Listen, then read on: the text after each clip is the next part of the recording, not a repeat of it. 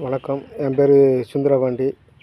இந்த ராசி பலன் மத்தியானத்துக்கு அப்புறம் பார்க்குறது எப்படின்னு சொல்லி என்னெல்லாம் போட்டிருக்குன்னு பார்த்து சொல்ல போகிறேன். இது புதுசாக தான் யூடியூப் சேனல் ஆரம்பிச்சிருக்கேன் பார்த்துருங்க. அதனால் ஏதாவது ஒரு சின்ன சின்ன பிள்ளைகள் இருந்தால் கொஞ்சம் மன்னிச்சு விட்ருங்க. அதை கமெண்டில் ரொம்ப கழுவி விட்றாங்க, தாழ்மையால் கேட்டுக்கிட்டேன். சரி, இப்போ ராசி பலனை பார்த்துருவோமா? ஃபஸ்ட்டு மேச ராசி போட்டிருக்கு.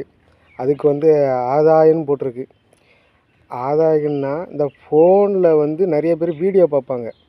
அப்படி இல்லைன்னா அந்த வண்டி ஓட்டிகிட்டு இருக்கும்போது நிறைய பேர் போவாங்க, ட்ராவல் பண்ணிகிட்ருப்பாங்க.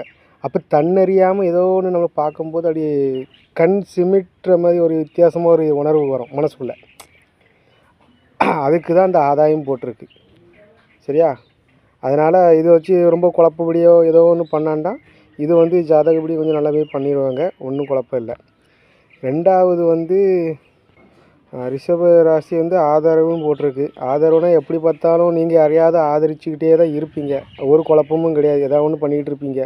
ஆனால் ஃபோனை கொஞ்சம் கம்மியாக பண்ணிவிடுங்க யூஸ் பண்ணுது. மிதுன ராசிக்காரங்க, அதுக்கப்புறம் உங்களுக்கு தோல்வின்னு போட்டிருக்குங்க. தோல்வின்னா ஃபோனில் ரொம்ப கான்டாக்ட் பண்ணாங்க, யாருக்குமே வந்தால் நேரில் வந்தால் பேசிக்கிடுங்க. ஃபோனில் டேரெக்டாக எதுவும் பேசாங்க, பணம் வருதோ ஏதோ வரும் எதுவும் கேட்காங்க. அதில் கடக ராசிக்கு போட்டின்னு போட்டிருக்குங்க. நீங்கள் அடுத்தவங்க சொல்லுதாங்கன்னு சொல்லி அவங்களுக்கு முன்னோட்டி மிந்தாதுங்க. அவங்க ஒரு வீடியோ போட்டிருக்காங்கன்னா நான் அவங்களோட டாப்பா அப்படின்னு சொல்லி ஒரு கெத்தை எடுத்துறாங்க. அது தப்பு. இது நடைமுறைக்கு அது செட் ஆகாது. கொஞ்சம் ஃபோனை நீங்கள் கொஞ்சம் பத்திரமா வைக்க பார்த்துருங்க.